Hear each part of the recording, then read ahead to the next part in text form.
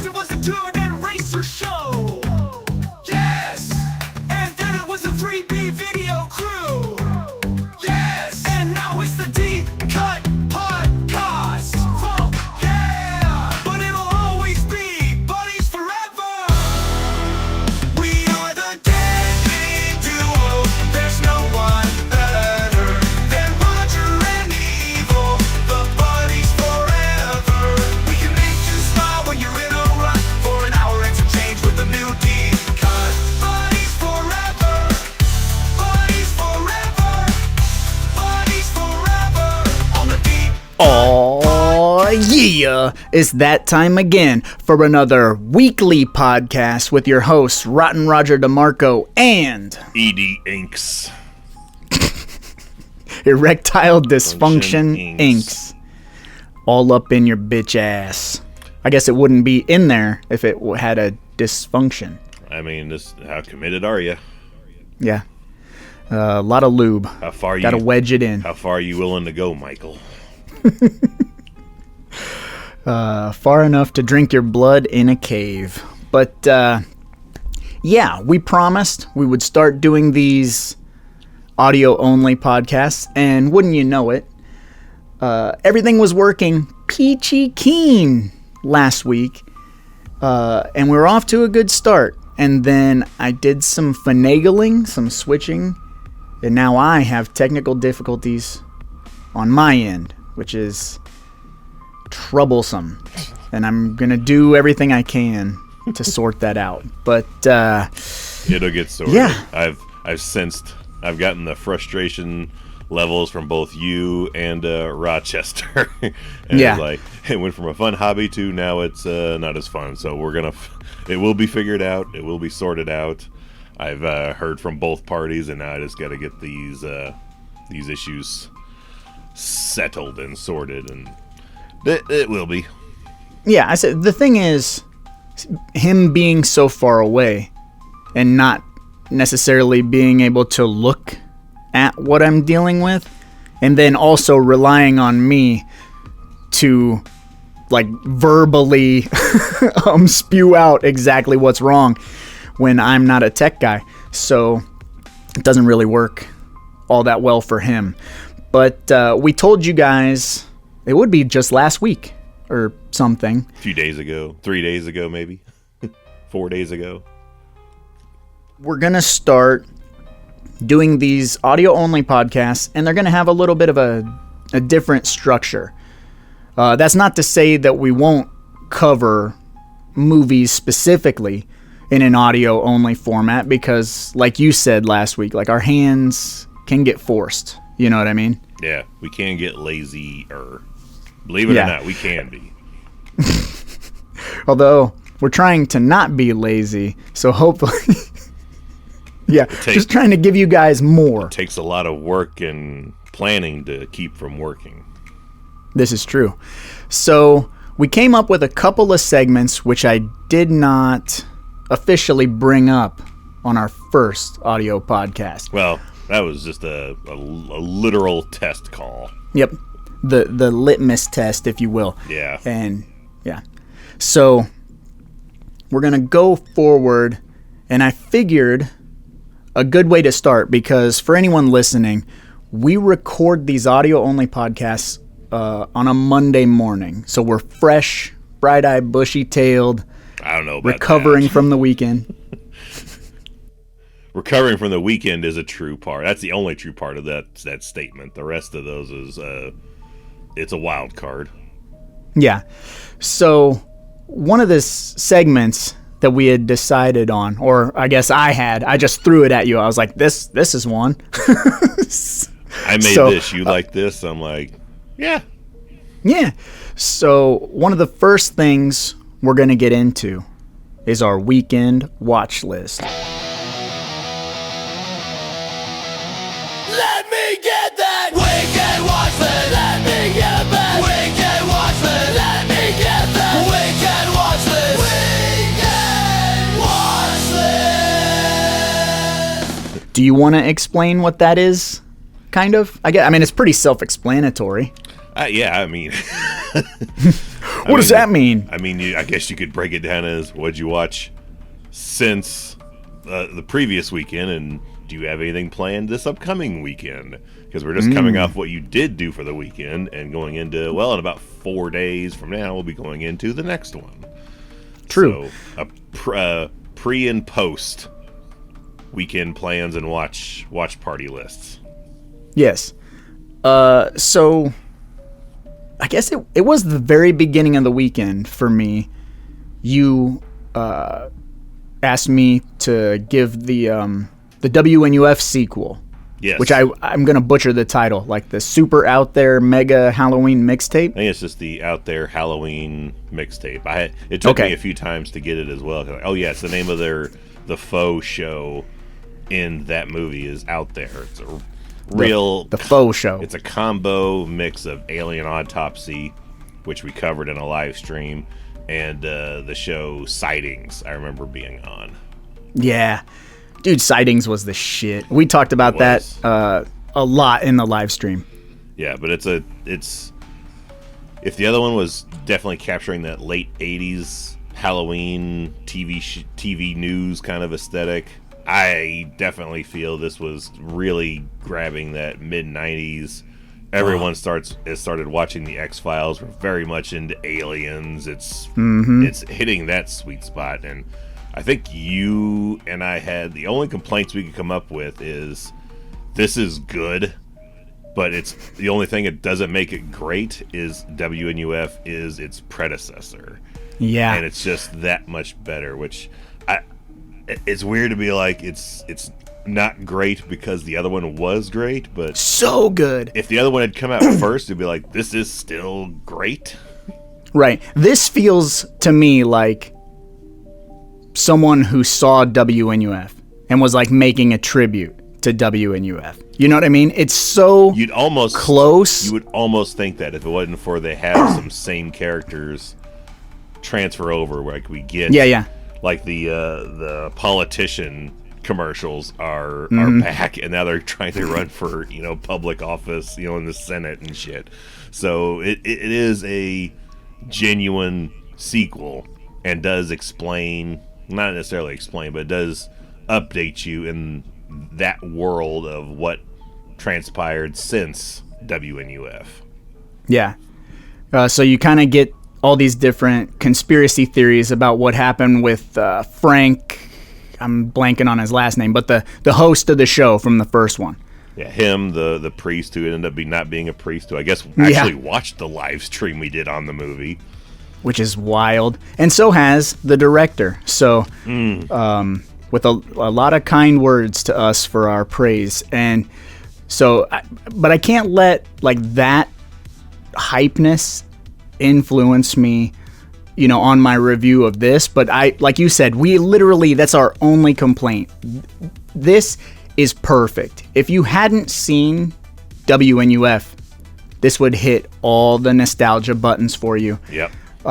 Yeah, so good, so fucking good, and I'm jealous that you own it, and of course, my Walmart didn't fucking get it because why would they? Yeah, that just came out last week. Check your local Walmarts. It's in the Blu-ray section. You may have it, or you may be like Raj and be out in the cold, but it's a Blu-ray 2-pack of WNUF and this Out There Halloween Mega Mixtape.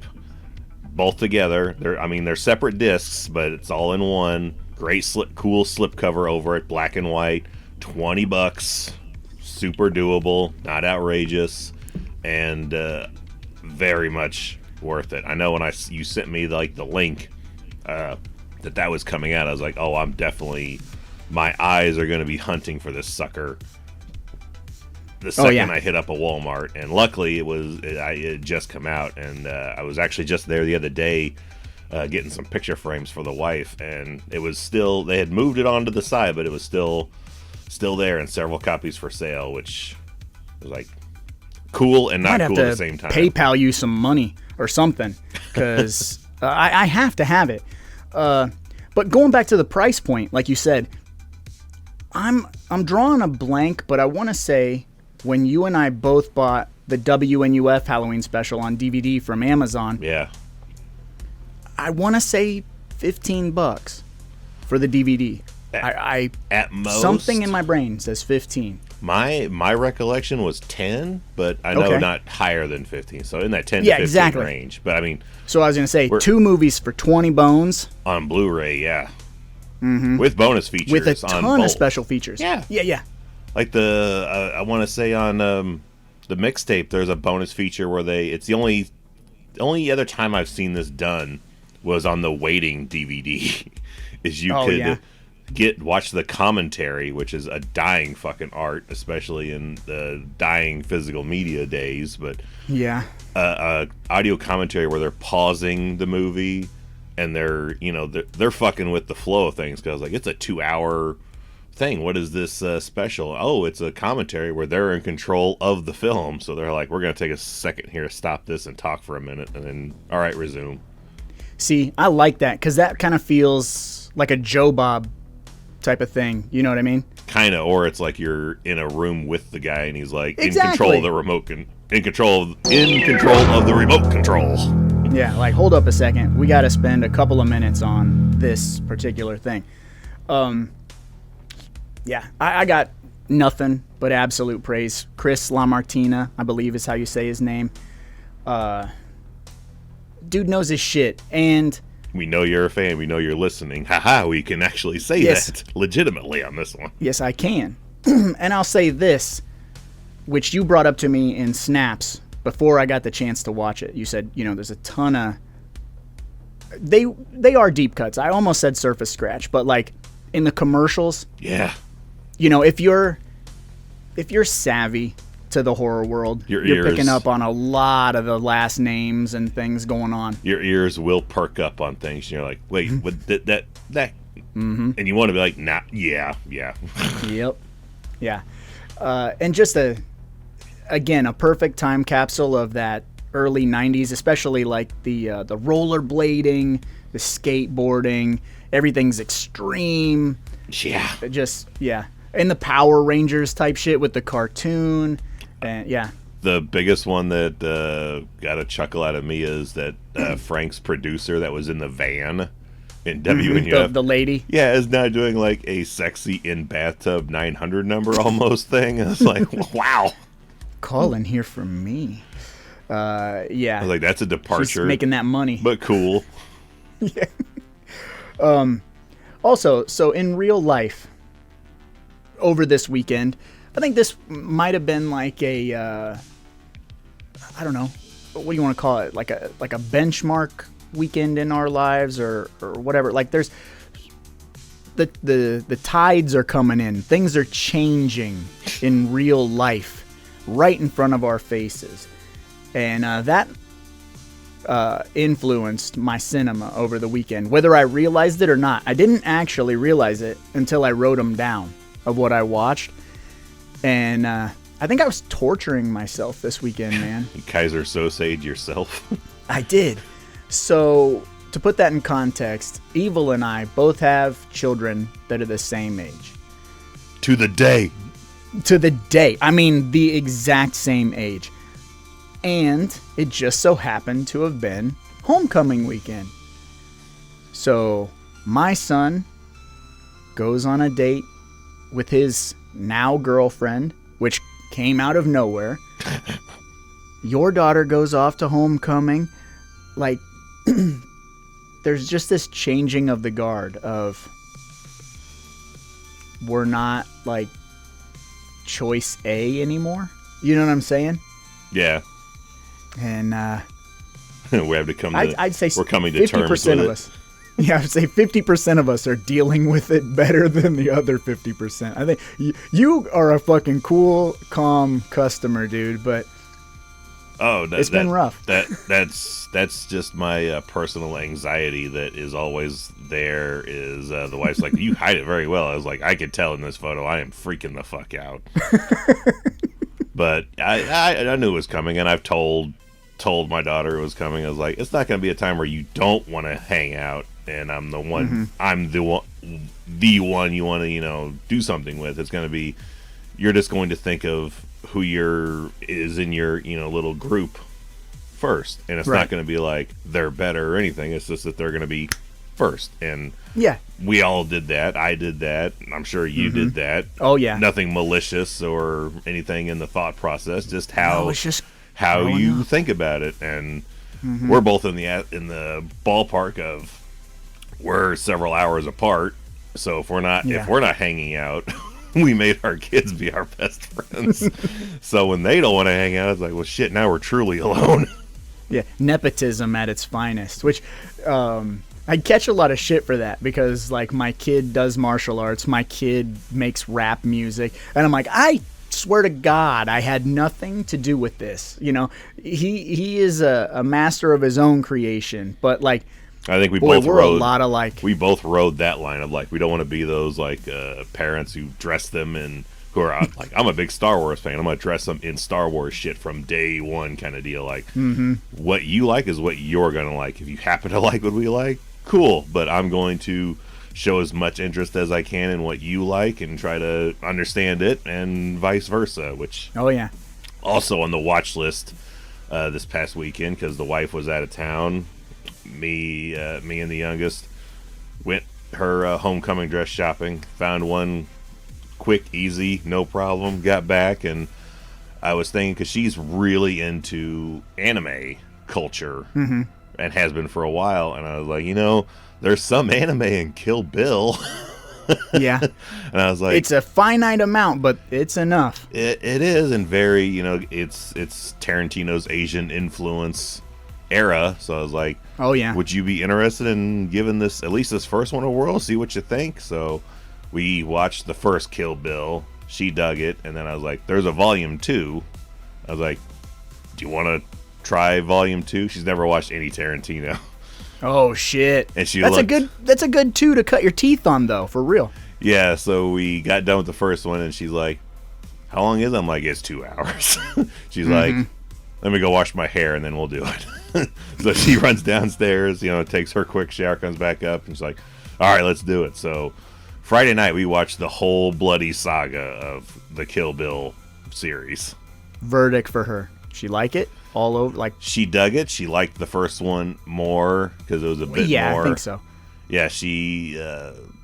I don't know, it wasn't the pacing, which I figured for sure it'd be the pacing because it slows down drastically in 2.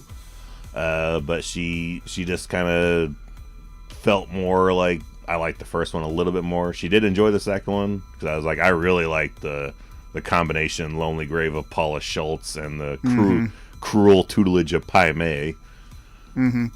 Which she dug. I told you never to wear that fucking hat. That shit kicker hat. Are you working tomorrow? You're not working. No, you're tomorrow. not. You don't even know what days you're. Oh, there you are. Oh. Oh, yeah. Fucking with your money. The only way you kids understand. I'm like, kids? Yeah, no shit. Michael Which Madsen also, has not been a kid for a very long time.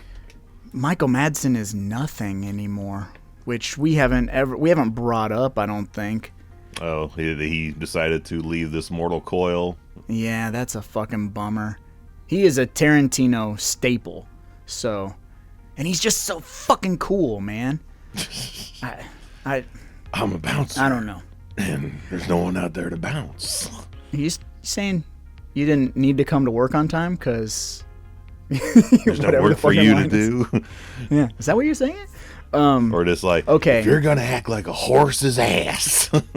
So, I was gonna say, man, for real, like in all honesty, that is the perfect 2 films, Tarantino wise, to introduce your kid to. There's a finite amount of sexual stuff. Which, it's really finite.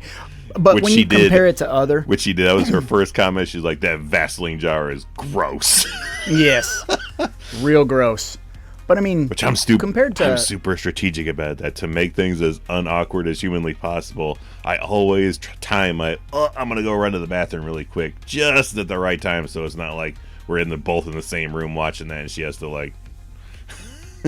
feel that like with Dad's right here. It's like, nope, I'll let you have it on your own, then I'll come back and just act none the wiser. Like I totally forgot this is right where that happened. I've kind of I've kind of eased into that, you know. It started with I can't remember. It doesn't matter. But like, you know, it started with something with a little bit, and then rewind even further. Last weekend, I believe, I introduced Tyson to Don't Be a Menace to South Central while drinking your juice in the hood. Look at a couple getting freaky on the dance floor. Yes. So, because we had watched all 3 Naked Gun movies, and he loves Naked Gun, and he's like, I need more comedy like that. Like something that's so, like, ridiculous. Parody level. And I was like, yeah. And I'm like, well, Don't Be a Menace is that, but it's a little adult. You know, oh no, motherfucker, you ain't going nowhere. Like, I would think the next progression should have been the Hot Shots movies. oh, he's seen that. Oh, So, well, never mind. Then you already started. yeah. with that. So, but yeah, we did that, and it wasn't awkward because we had, like, you know what I'm saying? Like, we've kind of worked up to that. But there's a lot more sex in Don't Be a Menace than I remembered. I was like, yo, okay. But yeah, we handled it. But going back to what I watched this weekend, Yes. which would have been, was that Friday night? Our first October weekend of the year.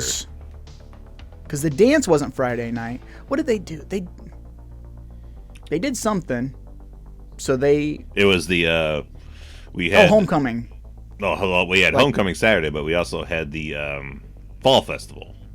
Yeah. So we had they had the parade, and then they had some other shit.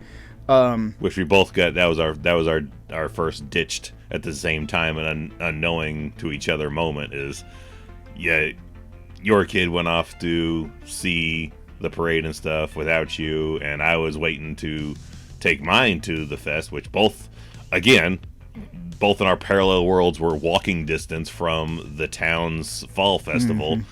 And I was like, oh, I'll walk down there with her because we do it about every year. And she's like, oh, I was going to meet some friends down there. I'm like, oh, all right. I guess I'll just go down there by myself. I'll catch you later. Me. So, you know, that's what it was. So school got out early Friday. So I pick him up. My wife's out doing stuff. My daughter's gone.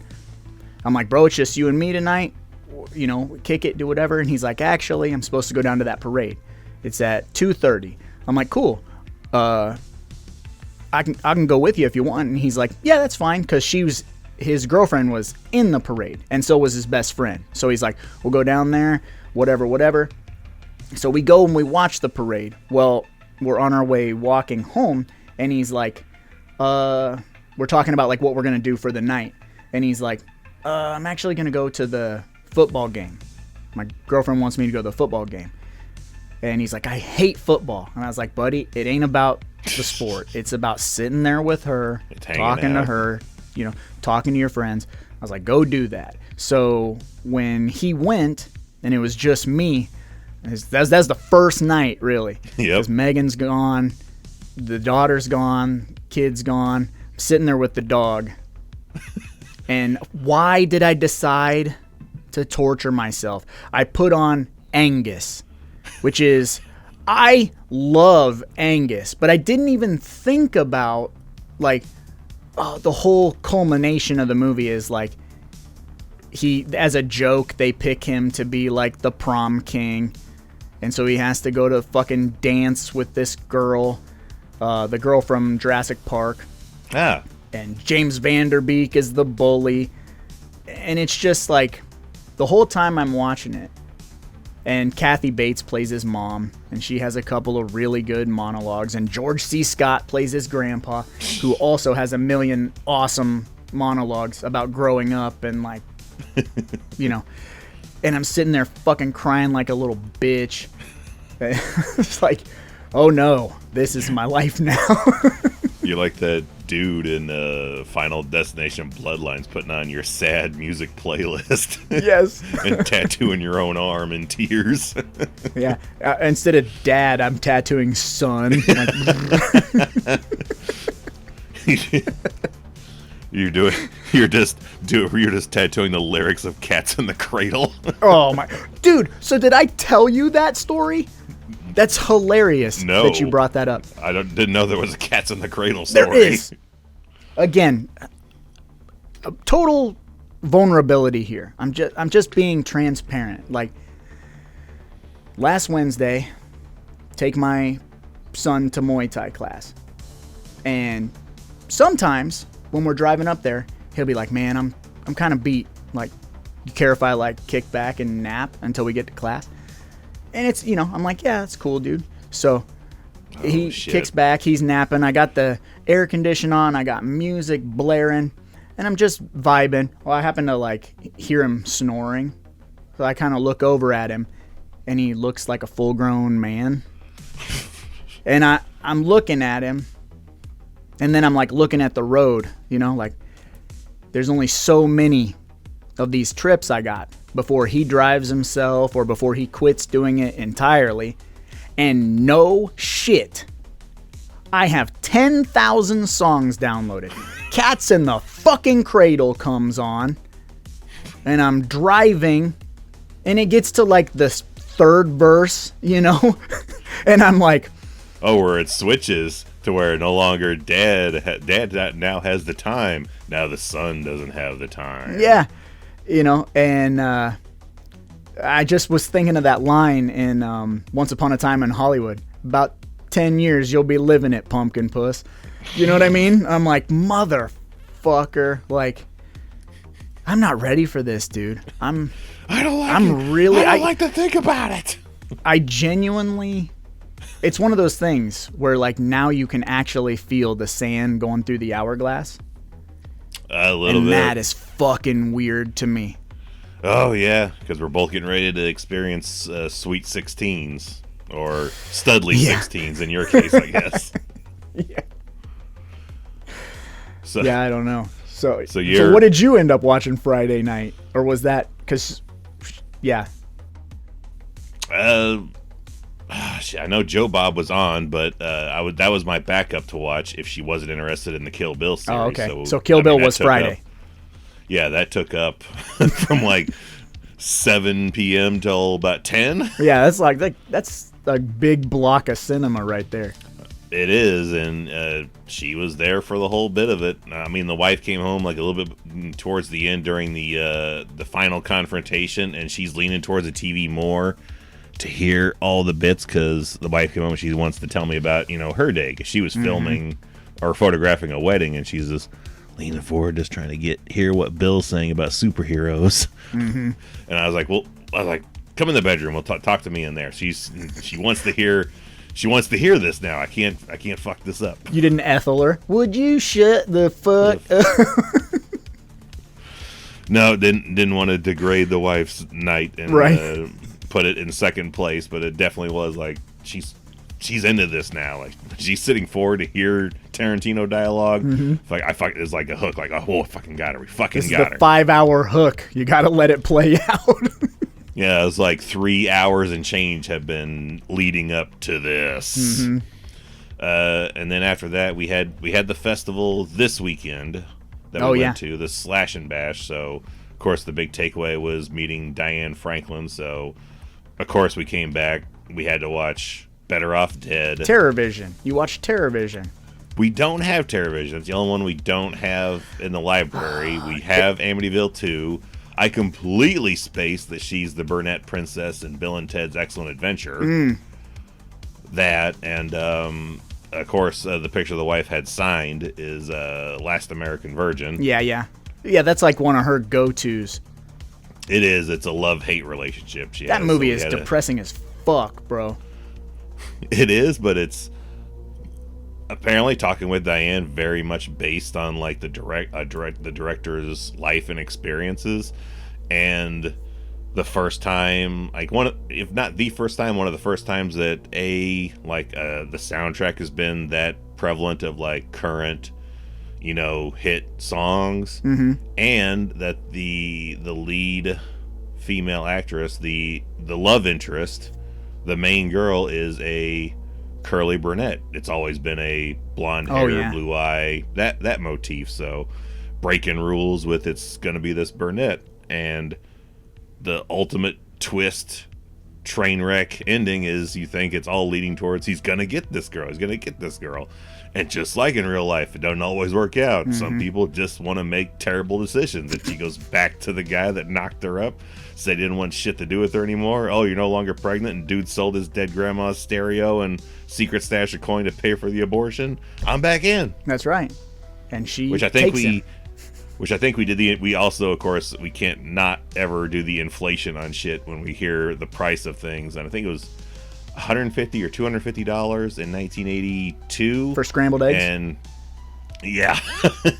And it was $840 today. And of course, we had a friend of the wife's over, and she's like, well, don't forget also, that's not probably including like anesthesia, vacuuming, the different doctors that you're going to be seeing for such and such. Like, that's just the base level. It's probably more going to be like $1,200, $1,500 probably. What does an abortion cost in our economy? Like, for real? I don't know, because Yeah. most of them are not legal anymore now. You have to go to back certain alley areas. Yeah, you want to know where you can get it done for cheap? That's right.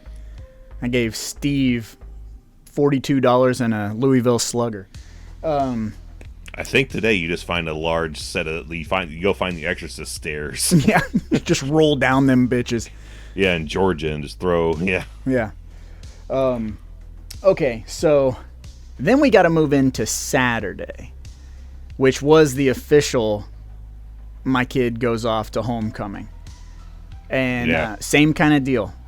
My tortured daughter's yourself. gone. My wife is tattooing. So I was like the gopher first. So like I go pick this girl up with my son. I take them, drop them off at a restaurant, and then they call me when they're done, and then I take them to the dance. And then I'm home alone.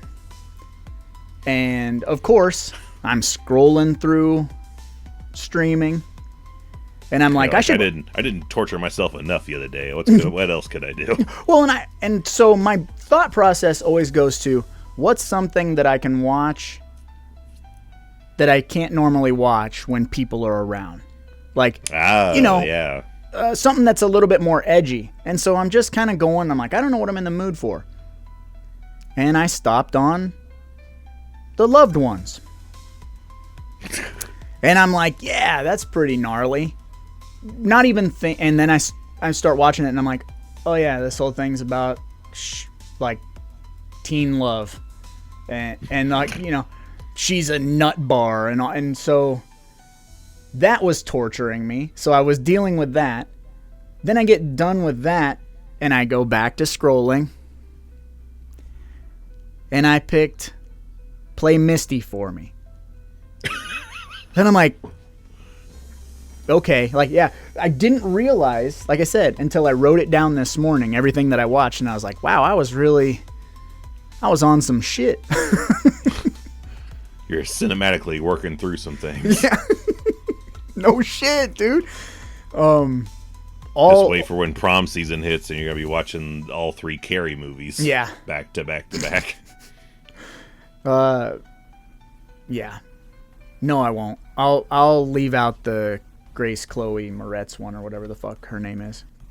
I've never got around to that one. I know we got it, but I never got around to watching it. She's too goddamn pretty to, you know what I'm saying? Sissy Spacek is cute, but she also has like a homely side. And then the made-for-TV remake with Angela Bettis from May, like, she's a pretty lady, but also like it's like an acquired taste pretty, you know? I never got around to that TV remake. It's fucking good. I think you have it now. Might. Now that you're saying, I do recall a disc, like a burned disc somebody made. Well, I purchased it, so. Oh, well, all right. Yeah, because I liked it a lot. But that's all the cinema that I watched all weekend. So what did you watch on Saturday night? I mean, that was our Diane Franklin Oh, yeah. run through. So, and that's been pretty much what we've watched this weekend. This upcoming weekend, we have. I know what I'll be watching because this upcoming weekend is the drive-in. Mm-hmm. We have one drive-in in town left standing. We used to have a couple. We used to have 3 or 4. Then it was down to 2.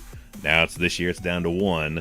So this weekend we're hitting up the drive-in. The first time we're not vending an event in years. So I know. it's gonna be freeing in that aspect. But they're gonna be playing Nightmare on Elm Street 3, which I like. Cool, but I'm like 90-30. I'm like, awesome. But Timber's gonna be like, we could do a different one. Maybe. Yeah. I've seen 3. Like, they literally did 3 at the drive-in 2 or 3 years ago. Play 4.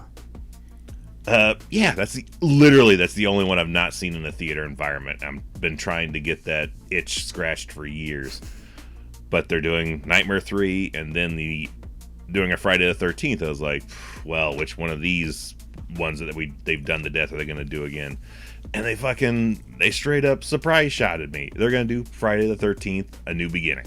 Nice. And the last time that we were around when that was on a big screen would have been when we met Debbie Sue Voorhees. Yeah. Like 2018 or something? Yeah, at one of the first or second Slash and Bash that we went to. That was Slash and Bash, wasn't it? It was, because it was in that room that was literally cut in half between a theater screen and in the back, and like 2 rows of meet and greet tables. Yeah, because and Leslie Easterbrook was there. Yeah. I was gonna say, I couldn't remember what event that was. That was a really good Slash and Bash. Very small Slash and Bash. I love where it's at now. I love where they've been the last 2 years. That Woodshed place, dude. We went back there. That's a nice venue. I like it there. It is a nice venue. I just wish get a little bit more attendance. We're working on it. Yeah, we'll keep trying. Maybe next year for the 22nd. Yeah. Slash and Bash. But well, since we've covered everything that we've watched, I think we'll move on to another little segment that we have, which I just have aptly titled, What the Fuck is Going On? What the fuck is going on? Anything new? What the fuck is going on? I don't know what's going on. I'm so confused. Yes, what the fuck is going on? This segment could be anything. This can be new releases. This can be crazy shit in the news, whatever. Which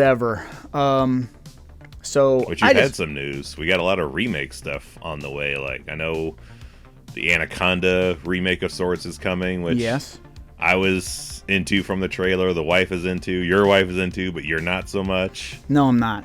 No. And then the half of the Good Burger team, what's his name? Keenan. Yeah. He's getting ready to do a remake of what is it? Sleepaway Camp. He's working on a Sleepaway Camp. You see Hand That Rocks the Cradle is getting a remake? I did not. Yep, sure is. And I'm drawing a blank on who's in it. Ken Sagos. That'd be great. But I have one news item. I'm not a news guy, so like I don't pay attention to much shit. But this I pay attention to because when I first started seeing stuff like this, my wife was like, "That's not real. That's AI. That is not real." And so I did more research, and then actually, what a world we live in now. We got to do research and find this shit out. Well, an article just came out yesterday. So I don't know if you've seen any of this shit. These Tesla Optimus robots. Have you seen these fucking things? No.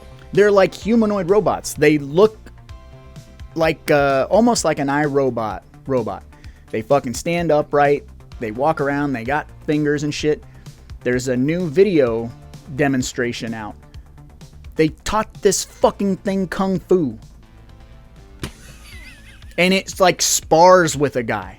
There's like a 40-second clip of a guy. Like they get in poses. They fucking bow to each other. They touch gloves. And then they start like, and it can like balance its shit. Like, it blows my mind. Megan was like, this is scary. And I was like, well, it is scary, but it's fucking cool and scary. It's just cementing Arnold saying it's in our nature to destroy ourselves. That's like, right. Yeah, we literally made a multi-billion-dollar franchise off. We make AI. AI kills us. AI is not good, and we're just literally doing exactly what we're not supposed to be doing. We're not gonna make it, are we? People, I mean. No, do you see what you're gonna be doing? I'm gonna, in 20 years? If I can buy a fucking Tesla robot, I probably would, and I would be sparring with it and training with it. And before you know it, it's gonna realize you're the problem, and it's gonna smother you in your right. sleep. Yeah, boots up in the middle of the night and fucking murders me. You don't really want to spar. It's like gonna be sparring with a goddamn refrigerator. You're gonna kick it and you're gonna break a leg, or it's gonna kick you and it's gonna take your leg entirely off. I'll send you the video, man, when we're done recording, but they're fucking nuts. I don't want to be Tesla? more terrified of the future. Tesla Optimus robots, which of course they're called Optimus, right? Of course, nerd. But yeah. That being said, that's the only news thing, because I'm not a politics guy. I don't give a fuck. I'm not talking about any of that shit. But I do have... I thought you meant, like movie news. I do have some movie news. I did not expect you to hit me with, like, tech news. That's cool. Just felt like it. Just felt like one little... right. Which also Yeah. kind of ties into movies, like you said. Now I know what to look for the following week. Anything Like weird something- that fucking jumps out and you're like, well... What the fuck? Scary, yeah. Or, this could be when we bust out cryptids, UFOs, or whatever they're called now. They're not called UFOs. What are they called? UAPs. Yeah. Unidentified flying phenomena, which that's not gonna stick for. I mean, I'm sure it'll stick for the newer gens, but older, It's a UFO, crabbier. dude. Yeah. We fear change people. It's UFOs. So, number one on my new cinema, which I don't know if you've seen this. I might have sent it to you, but I also might not have. Arrow is releasing an In the Mouth of Madness special edition Blu-ray. I think I saw something about that. I know there's several that are getting like really high-end releases. I know I sent you the other day through IG, I think, that holy shit Dogma pack that like you can get. There's like a fucking hat, t-shirt, the movie, 4K, all this, extra shit. And then I saw another one that was for, I think Arrow was doing the Ninja Turtles 1990. Yeah, putting out 4-pack. a big old thick book of 1990. And then literally also the other day I saw through like one of those third-party like distributors. So I don't know how legitimate it'll be on the like my likelihood of finding it on a Walmart shelf as opposed to ordering online, but a steelbook of People Under the Stairs. Yep. Yeah. Which looks super wild, which we have the Shout Factory, which is, I mean, you don't need anything beyond that, but boy, that steelbook. That's how they get you, man. We may not fall for slipcovers, but god damn it, I can't deny the steelbook will sway me. There is an appeal for that. I remember way back in the day, I would get on my soapbox and fucking rant about slipcovers. Like, I don't give a fuck, man. I'll take them off and burn them just to make these fucking collectors mad. But a steelbook, goddamn, there is something sleek about that. It's the case design, the weight of it. It's the Cadillac of movie collecting. It is. That's perfect. But so that... Which I've still been trying to avoid the Elm Street box set. All these collectors that have bought that shit, and I'm like, God, fuck all of you motherfuckers. I did. The wife needed to pick up something through Amazon that she purchases, and I just happened to leave the bitch basic 4K set of Elm Street in my checkout thing, and I was like, "Oh, you need such and such, I'll add it to cart." And then I just slid the phone over to her and I was like, "You do the rest." And she's like, "Why is it $120?" I was like, "Scroll up." It's like, "Oh, go ahead. I'm like, no, I don't want to hear the complaints about when the bill comes in. Mm-hmm. You press the button. That's right. So You do it. I made her press the button because she at least 3 or 4 times she's caught me this week just sighing and looking over at my phone and be like, quit looking at it. So you did She's get like, it then. You ordered it.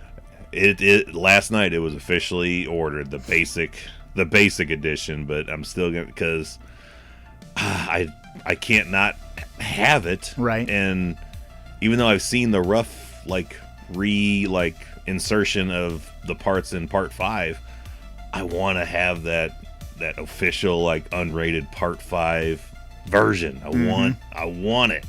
I really doubt there's gonna be much bonus material that's new. Although I'm very interested in that. I know there's that part 2 commentary that's gonna be new. Yeah. So there's at least 2 things that's driving the purchasing of this. Yeah. Well, and new packaging. So the packaging does not fucking wow me in No. any sorts at all. That's why I call it. That's a basic bitch edition. Another special edition that's coming out, which is weird, because Arrow just did a special edition of this, but Warriors is getting Another one? It's not through any boutique label. I think it's just through Warner Brothers or whoever owns Oh, Warriors. Warner Brothers don't give a fuck. But it's this big giant collector's edition. It's loaded, dude. It comes with a book that's a bunch of production BTS stills. It comes with 8 or 9 lobby cards. It comes nice. with 2 posters. It comes with 2 sticker sheets, a bunch of stickers of the different gangs. Stickers or magnets? Stickers. Okay, because I picked up a steel book of Major League, and inside of it had a little perforated thing you could punch out of magnets. That's sweet. Yeah, I was like, oh, I'm loving how they're doing this. Yeah. And then it also comes with a metal street sign that has been spray painted with the red W. Oh shit. And then it has 4 brand new featurettes. And I didn't write down the names of them, but it's basically pre-production, Production, something. post-production, Yeah. legacy. Do I even want to? Do they have a price tag attached to that? I didn't yet? see a price, but it's one of those so big, they couldn't um, fit it on the screen. It's not a steel book, but it's one of those big old thick bitches sidekicks. Oh, Arrow's notorious for that. Their trimmers too is $40, but that fucking thing is an inch and a half thick. It feels like. Yeah, but this isn't Arrow. This is just whatever the movie company is. Like I said, whether it's Warner Brothers or Universal or who, I can't fucking remember who owns.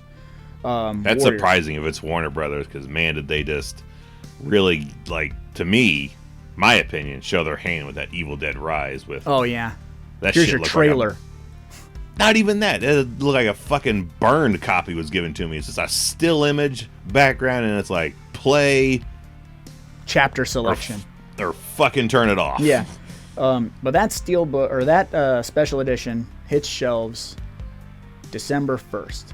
So I may end up picking it up because I'm a sucker for that movie. And in all I the guarantee stuff, that's a vintage stock release for sure. Yeah. So if you don't find it, that'll probably be well, if it's not outrageously outrageous, I might be well, here's Roger's Christmas. I didn't read if it has director's cut and theatrical cut, because you and I both, I think we've only seen that director's cut. We've only seen one of the cuts, I know, because there is that different cut, and that's been on the previous, I want to say Arrow release, it's the greenish kind of background release. So I always assume every bonus feature when they re-release something has to have that plus more with it. Right.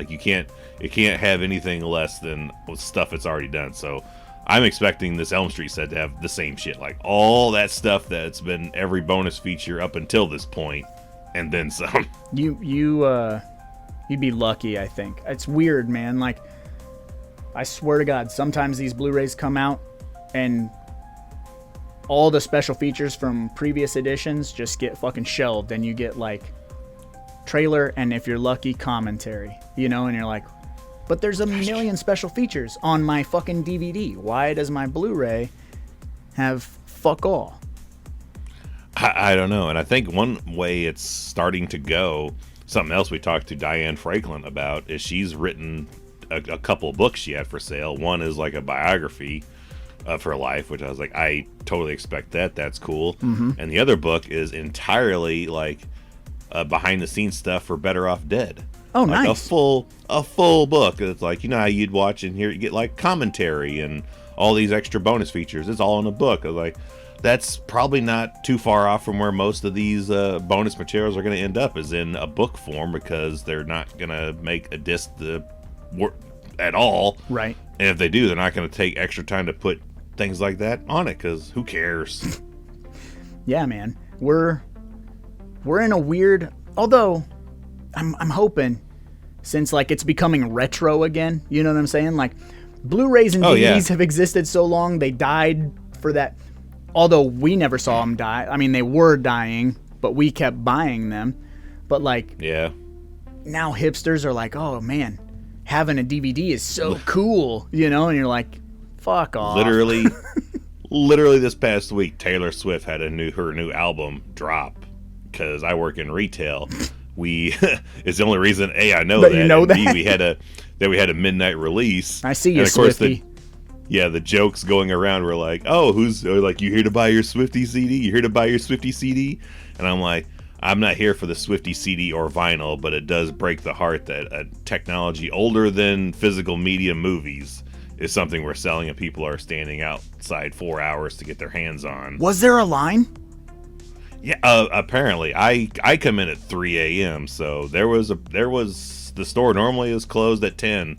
They were open past midnight for this midnight release, and there were people, again, because we reopened at 7 a.m., there was people out there about 3-4 hours before the store opened to get in line to still get their copies of these CDs and vinyls. You said that breaks your heart? That makes me so fucking happy.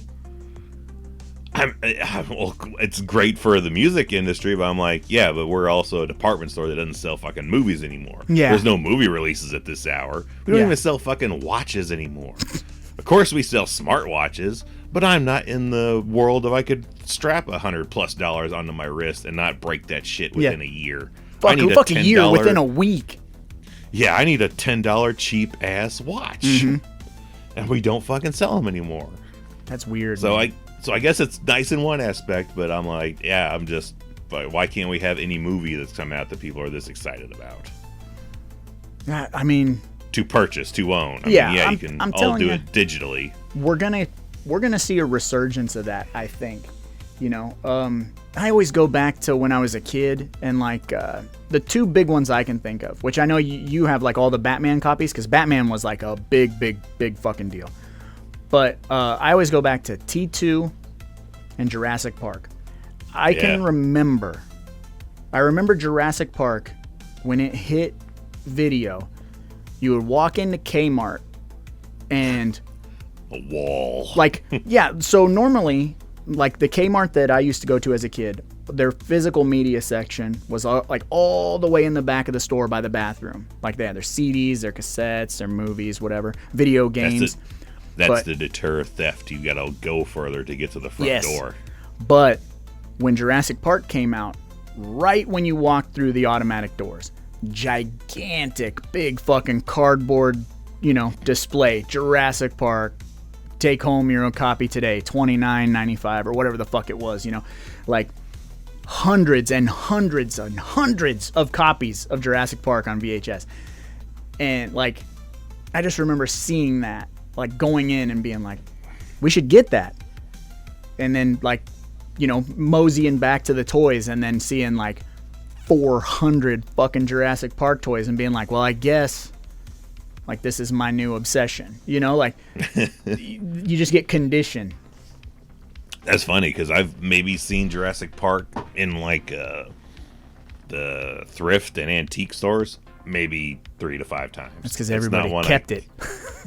Apparently, but yeah, I'm still working. Anytime I find 89 Batman on tape, I'm grabbing a copy and adding it to the collection. Yeah, build a whole wall out of them bitches. I mean, I have, I think, close to 30. Damn. I want to say. Because I have them, I have behind me, you can see one of my VHS walls that I've made, but I still have another stack of them over here, because I've kind of, unless it's a super specialty, I'm not grabbing the VHS tapes like I was for a while. Yeah. Well, we used to also send them out to did, Patreons and stuff, and we don't do that anymore. Yeah, well, they're getting harder to find, and just like how retro gaming collecting suddenly became a thing, the stock got wise to that shit. Because I remember buying, I know I've said I bought the Nightmare on Elm Street NES game for like $4.99. Mm-hmm.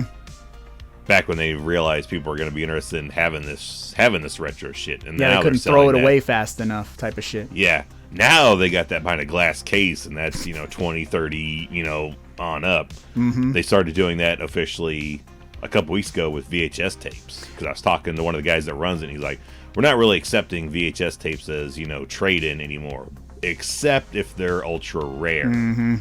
Which mostly means horror movies. Yeah. And of course, behind a glass case again, they had the original Star Wars trilogy, that original hand-drawn artwork. Mm-hmm. I think it was like $30. $30. Keep that in mind. As I scroll over to the left, big old clamshell of The Exorcist. That was, I think, $120. And then next to it is a fairly pristine copy of Sleepaway Camp. $100. Damn. And I was like, and I don't think it's there anymore. I definitely know someone came in and bought The Exorcist, because I was like, can I at least hold that shit and get a picture with it, so I at least hold it one more time in my hands? Because it's that big plastic fucking thing. The big old Warner Brothers baby.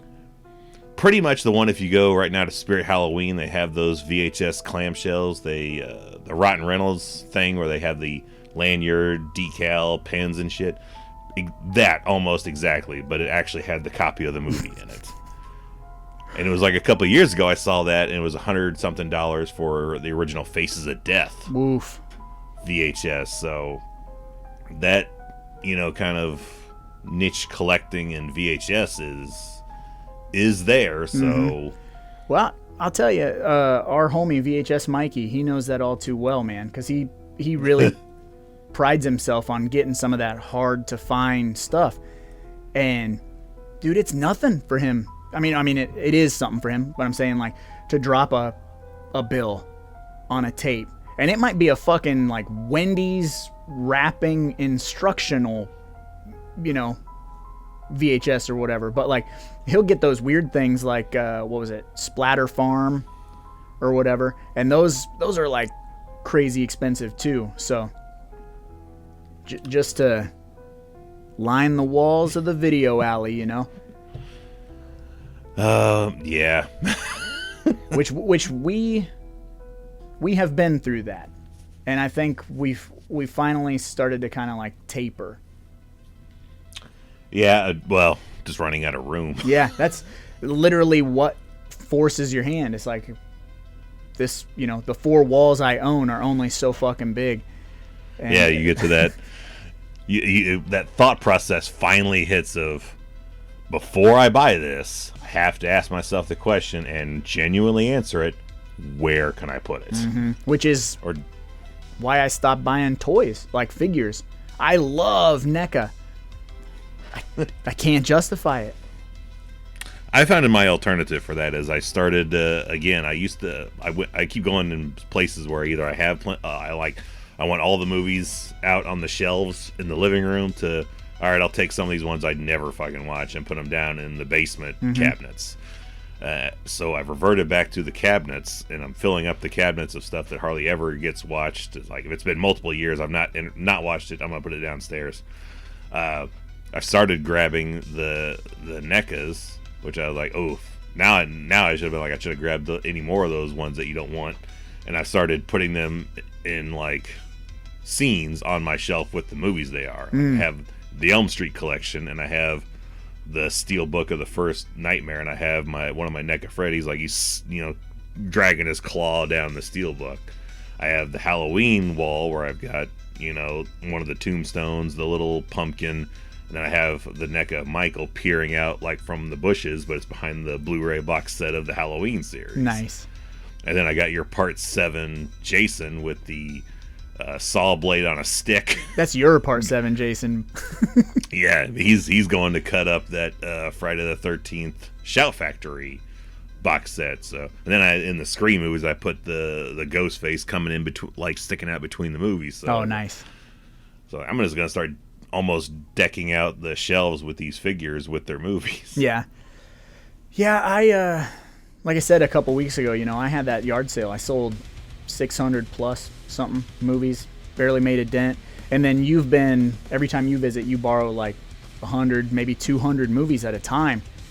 And I can't tell. The only reason I can tell is when you bring them back and you put them on the floor, and then I have to like alphabetize them again. Yeah, God damn, that's how many he took? Dude, so that's my least favorite part. Of course it is.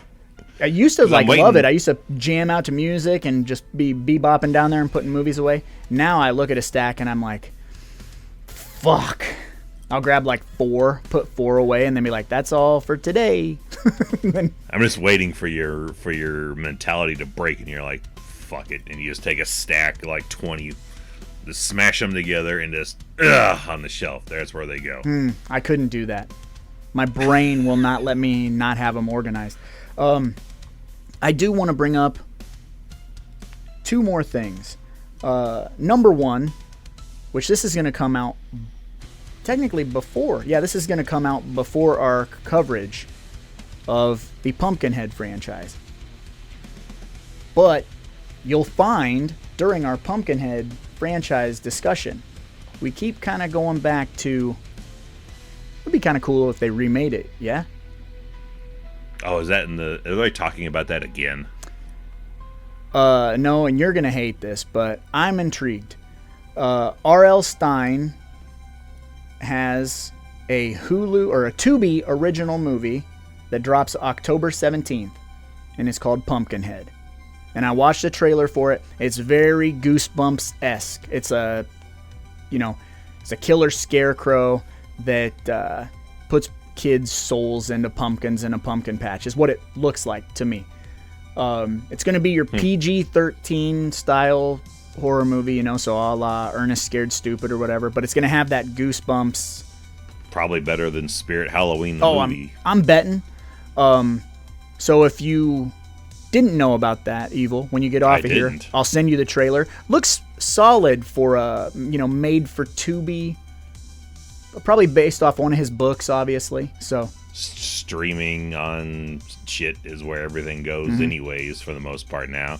I did also see super recently, definitely within this past week, 5 days, that Pumpkinhead is getting a Funko Pop. Oh, nice. That looks pretty good, and I'm not really a big ass Funko Pop, man.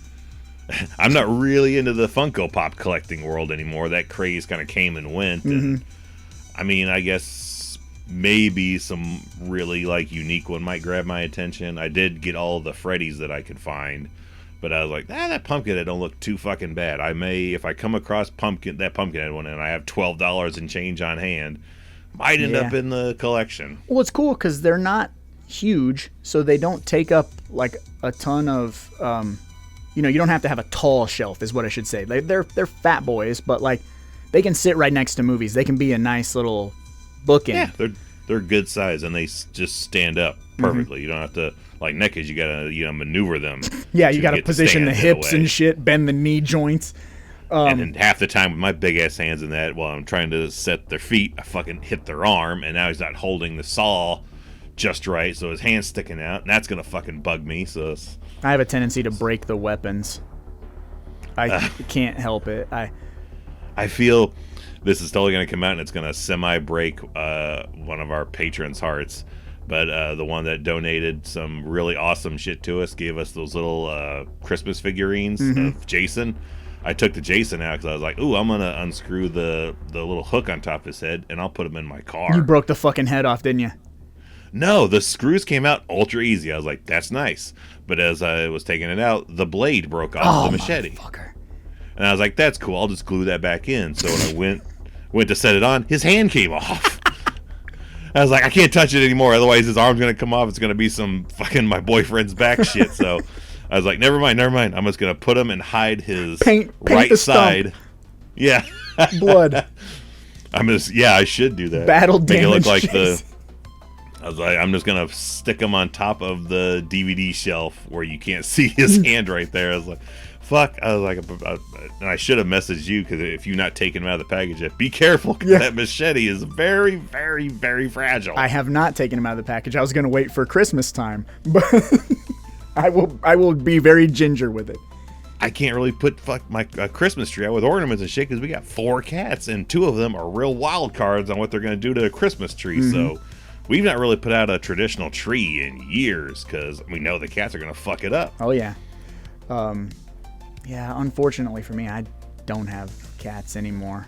But I guess that can segue me into the last thing that I want to bring up. Your second thing? Yeah, what's the second thing? Which I know that you know about this, but I don't know that we've talked about it. If you've seen the trailer for Good Boy?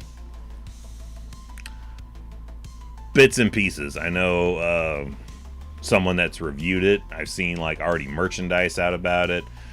I can't imagine, like, hearing the concept of it, I can't imagine twofold of like, perfect, because no one's ever thought of that.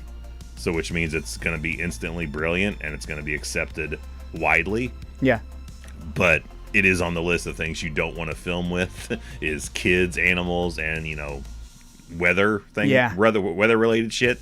So I can't imagine the nightmare it had to be trying to film with an animal as your star, right? And getting specific things, because it's really kind of like a crapshoot if you're going to get the intention you were looking for. Like, not every dog can be the dog from The Hidden and Nightmare 4. No shit, yeah.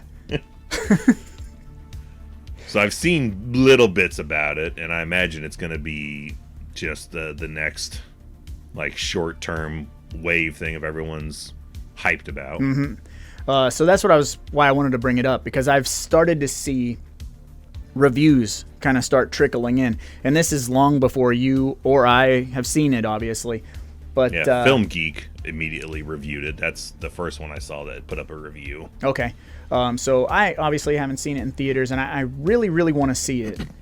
But like you said, it's one of those things. So simple. Why didn't someone else think of it? It's kind of like the horror version of Homeward Bound. You know what I'm saying? Like, I'd have the same mind, being like, as soon as I thought, I'd be like, that's never been done. But it definitely sounds way too hard. I don't want to do it. I'm beyond hyped for it.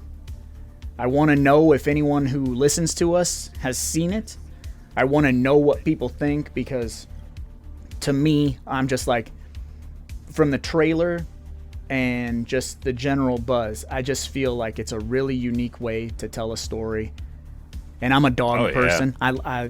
I love dogs, and that dog is super adorable. And I did see when that trailer first dropped that it became like it was trending on Google, people searching, does the dog die in Good Boy? And like, they came out before the movie even hit theaters, and they were like, no, the dog doesn't die, so go see the movie. You know what I mean? Like, that's some shit I wouldn't think about until it was too late for me to think about it. So I'd already have the ticket in hand, sitting in the seat, and be like, someone would be like, what if the dog dies? I'm like, well, fuck. This went from like, I was excited about it to I'm just gonna walk out 10 minutes before the end. But yeah, Turner and Hooch this thing. Oh fuck! You had to bring up Turner and Hooch. It's a perfect movie until it ends. Until it isn't, yeah. Fuck. But yeah, man, I'm super hyped, and I like I said, I knew that you had to have heard of it, but I've already seen watched the trailer and all that stuff. And Fright Rags has already got merchandise out for it. Yeah, there you go. They're moving quick. I mean, a dog's life is only so long, so he can only get those residuals. Yeah, you got to pay for his retirement, which is tomorrow. Took a year to film, from what I gather. I fucking imagine so. I'm surprised it didn't take longer. And yeah, just trying to get the dog's reactions, like you said, it's got to be a pain in the ass, and I'd imagine it was. Yeah, that's a dude straight up Pepe Sylvia style, like a cigarette that's like fucking The Shining Wendy's, ash long, just being like, how's this one? one more time. Yeah, this mean one more take. Since when? Since forever. But that's all I got for my what the fuck is going on. The hype for Good Boy. I don't know if it's justified, but I'm hyped as well. So I don't know, man. Not a what the fuck, but hype that I haven't gotten to yet now that it's officially out. But of course, I want to get to VHS Halloween. Mm-hmm. Should be fun, and then I'll pass that along so you can check out VHS Halloween, because I know anthologies are always, you know, a wild card, but there's always at least, like you said, one good in there. If it's 3 stories, 5 stories, 8 stories, there's always at least one in there. You're like, that one was good. That was worth it. Yeah, there will be a redeeming factor for sure. They're not going to let us down that hard. Yeah, and I've got to wait until the end of the month to finally see the new Hell House Lineage, which is going to be the final installment in that series, and this is the only one that's not going to be found footage, which some people are pissed about, as always. Oh yeah, you can't make everybody happy. And I'm like, I'm kind of like, whatever. Like, show me whatever it's going to be. It's got that fucking clown in it, which I would love to get a dummy of that clown. I can get the suit at Spirit Halloween, but I know I watched sometimes in the background, if I don't have classic vintage Halloween commercials playing, I like throwing on those like Trans World convention walkthroughs. Some mask company out there is selling that Hell House mask, and of course it's like $60-$80. But I would totally get it. I would have it. That'd be my one that year. We're like, I gotta have that, and then freak the wife out by moving that shit around the house, because she is terrified of that clown. You need to make sure it's not on a mannequin, so it's not stiff. It's got to have some, flump to it. I would move it around in different bodies. I got full mannequins that got some articulation, no articulation, and then just these straight up full of stuffing dummies. So I would just move the clothes to different ones. And then you dress up in it and then stand in the closet. Oh, we've got I've got most of my props out on the porch right now. Not all of them, but some of them. And we've had to start pre-warning a few friends that come over to visit. Hey, they're out there. Yeah. Because some of them are really hesitant. One of them would be Fembot, porch. I'm sure. She 100% refused, and Rochester's wife actually had to get pre-warned about the one sitting by the door. Like, I'm not coming up there. No, he had to walk first and guide her in, and it does not help at all that I was like, the ghost face I have out there, that's the exact costume that my youngest can wear, and she's the same size. And she got yesterday we were at Spirit, she got the Scarecrow ghost face hood. So we were initially thinking getting a robe with that, and I was like, no, what if we did this? It can be a slightly cheaper route, but more inventive. We just keep the Scarecrow theme. We get like a fucking flannel. We stick some straw and like some leaves and shit coming out of it. We give you a pair of like country working gloves that are beat up. Maybe overalls if we can find them. Put them inside the car door and drag it down the street. Give it that, frayed, beat the shit look. Like we just make you a full-fledged Ghostface Scarecrow. She's like, I like that. Yes. So that's going to be her costume officially this year. Came up with it out of the blue, was just trying on masks Spirit, and she's like, I like this. I'm like, all right, let's make something out of this. So eventually I'll just have me a plethora of Ghostface designs on the porch. She's like, which one's the real one this time? Next year I'll get the devil-headed one, and then it'll be the blinged out one. Oh, yeah. And then the scary movie one. Oh, yeah. The high one. Yeah, there's at least 8-10 a year different designs of the Ghostface mask. Even just variation colors like blue or red or whatever. Yeah. Yeah.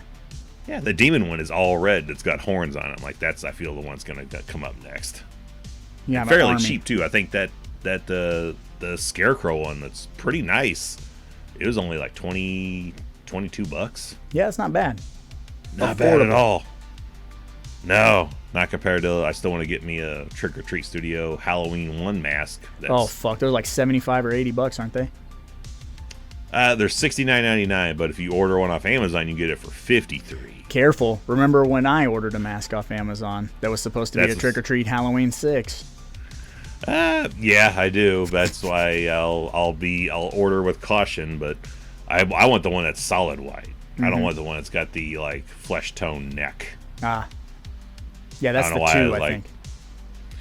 They still sell that one as technically a part one because they got like the wound on the side of the neck from the not safety pin, Crochet knitting needle.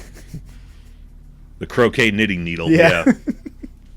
That's all. I'm looking forward to those couple movies. And those are all through Shudder, which not going to buy it because I've actually bought most of the individuals. But do you see that as well? That's either coming out or already came out, like a Shudder 10-year anniversary physical media release. We already own That's basically everything in there. Yeah, that's why I was like, well, I'm not going to buy this because I already got most of the shit. Yeah, well, I need the box that goes around the movies. Like, no, because most of the ones I got actually are even steel books. yeah. Yeah, I mean, it's cool. It's cool for the Shudder noobs. You know what I'm saying? Or, if you happen to miss buying some of those movies, you're like, oh, that was good. I wish I could get that. I wish I could get that. Here's like a 10-year anniversary set of some of those Shudder exclusive releases. I can't believe Shudder's been around for 10 years, bro. No, and that's literally now the only service we have left that we pay for. I got rid of all the other ones. 86 and don't need them. We still have Amazon. I feel like we pay for Peacock still, but I don't know why. It's like $5 a month or something. I don't. It's just one Be of those careful. things. They recently just upped that basic price. They didn't send out a notification that they were doing that, but might check that because I also had that like $5.99 one, and they bumped it to I think $8. Oh, the motherfuckers! $7 or $8. Just a slow bleed. Like they're just poking you. Yeah, just up it just a little bit, and that was right at the same time that they lost the WWE pay-per-views, and that was moved to ESPN. So I was like, well, I'm not really watching the current product anymore because I'm not paying an extra $3 for these shows with ads on here, and I'm not watching $30 PLEs that apparently still have fucking commercials. There's your WTF for me. They've officially started WWE PLEs on ESPN, $30 a pop, unless you have the fucking subscription already for ESPN. Still fucking ads. Fuck that. During these pay-per-view. The first official pay-per-view got a grade C from ESPN. It is barely passable. They are not going to survive super long with their cash grab bullshit. Because I'm already out. Yeah. And I'm going to be, starting in 2026, I will re-up Netflix. I haven't had Netflix in years and years and years. But the UFC signed with Netflix. They are leaving ESPN it's all part and of all that stuff. TKO shit. They're just... Yeah. Because WWE Raw is on Netflix. But if I can watch, and that's the deal, is they're trying to get rid of pay-per-views, because that was the biggest killer for me, because I'm the most loyal UFC fan ever. Like, we're talking every month buying a pay-per-view for, it used to be, $40, and then it went to 50, and then it went to 60, and then it went to 70, and then it went to fucking 80. But then you had to have ESPN Plus, and then you had to have, you had to have it ESPN and ESPN Plus. So it was like, it ended up costing you like $150 to watch the fights. And you're more loyal to that than I was to wrestling, and I have wrestling tattoos all over me, and I'm like, nah, y'all want too much out of me anymore. I'll tell you, I'm very anti-piracy, but it hit a point. when the hand is forced. Yeah, it hit a point, and there were some guys that I go to Muay Thai with, and they're like, just go to this website, dude. And I'm like, well, I don't want to watch it on my computer. They're like, plug your tower into your TV. I'm like, yeah. Why wouldn't I have thought of that? So then I just started like... For real, because that's literally what I'm doing right here. That's literally what I'm doing right now. I have the computer plugged into a TV. Yep. So, but if they go to Netflix and they've got their fucking bandwidth issues sorted out, because there's nothing worse than watching something that's live and then like, blocky. Yeah. And then all of a sudden some dude's on the ground. It is all over. And I'm seeing it on Instagram, before You're that fucking Simpsons episode of the Unplug Itchy and Scratchy. What, plug in the router or plug in the TV? The TV! Whoa, they'll never let us show that again in a million years. Yeah, and I am so like, I can't miss it. That's why I watch it live. I don't want to, if I wanted to watch it after the fact, I'd get on Instagram the next day and look at the fucking highlights. I don't want that. I want my experience. That's what that's what I want. I want my food. I want to fucking kick it with my people. I want to watch my fights. You remember that dude who got banned on multiple fronts because he was streaming pretending like he was live? playing? Yeah, just have a controller in the corner and nobody was the wiser to it.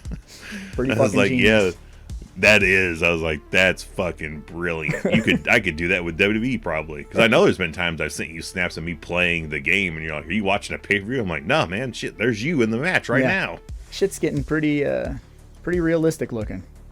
It's hard to tell the difference. And I love someone turning it on a dime like that and just streaming the fucking pay-per-view. That's the way you get banned from both the pay-per-view streaming service and Twitch. Yeah, imagine catching all those super chats though. Like, yo, man, just throw me some super chats as long as I've got this up. Pay for the fact I'm about to get banned. Yeah, it's like, you'll never see me again. Yeah, you live long enough to become the villain or whatever. He gone.